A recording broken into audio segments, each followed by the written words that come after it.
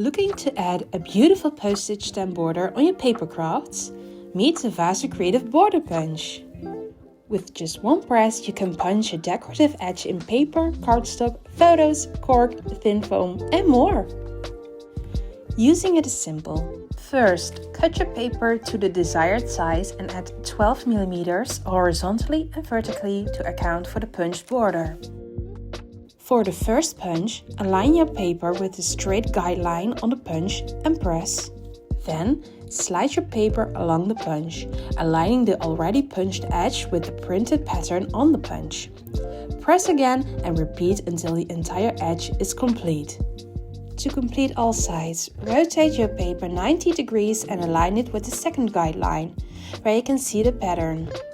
Continue punching along each edge until you have the perfect postage stamp shape.